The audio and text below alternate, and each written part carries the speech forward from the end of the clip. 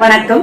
ஆண்டாள் அருளிய திருப்பாவை 3வது பாசுரம். முதல் பாசுரத்துல நாராயணனே நமக்கு பறை தருவான் என்று சொல்லி பெண்கள் எழுப்புகிறார்கள்.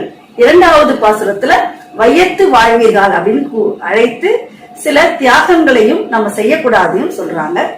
அடுத்ததா ஓங்கி உலகளந்த உத்தமனினுடைய புகழ பாடி இந்த பாவை நோன்பு பண்றதுனால என்னெல்லாம் நமக்கு சிறப்பு, என்னன்னா இந்த நாட்டுக்கு கிடைக்குது அப்படின்னு சொல்லி ரொம்ப அழகா ஆண்டாள் இதுல சொல்லியிருப்பான். இதுல முதல் வரியிலேயே ஓங்கி உலகளந்த உத்தமன் பேர் பாடி, இது திருவிக்கிரம அவதாரம்னு சொல்றோம் இல்லையா, அந்த அவதாரத்துல வாமன அவதாரத்துல எப்படி குள்ள உருவத்துல கல்லனா மாறி தேவர்களுக்கும் எல்லோருக்கும் நன்மை செய்தாரோ அப்படிப்பட்ட பெருமாள் அப்படின்னு சொல்றாங்க. இதுல உத்தமன் ஏன் சொல்றாங்க அப்படின்னா, பக்தர்களுக்காக தன்னுடைய நிலையை எப்படி வேண்டுமானாலும் மாற்றிக்கொள்ளுவான் பகவான். குள்ள உருவமா மாறினதை பத்தி சொல்லக்கூடிய சொல்லாட்சியா நம்ம பார்க்கணும். இந்த உத்தமனை பாடி நம்ம இந்த பாவை நோம்ப நோற்றா என்ன நடக்கும், இந்த பாவை நோன்பு நோற்றா என்னெல்லாம் நடக்கும்ங்கிறதுக்கு ஒரு பட்டியல் போடுறான். என்ன அப்படின்னா, நாட்டுல தீங்கே இருக்காதாங்க.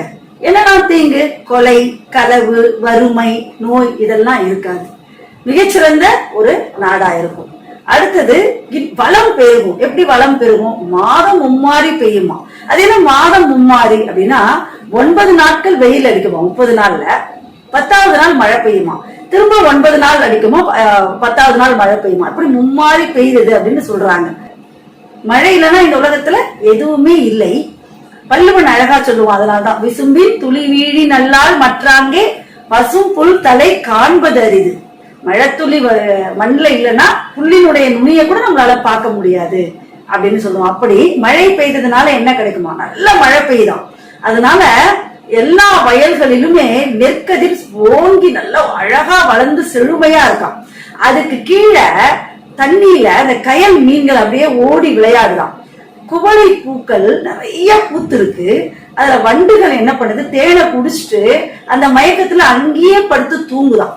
இது ஒரு அழகான இயற்கை வர்ணனை சொல்றாளா. இந்த பக்கம் ஆயர்கள் வாழக்கூடிய இடம், நிறைய பசுக்கள் இருக்கு.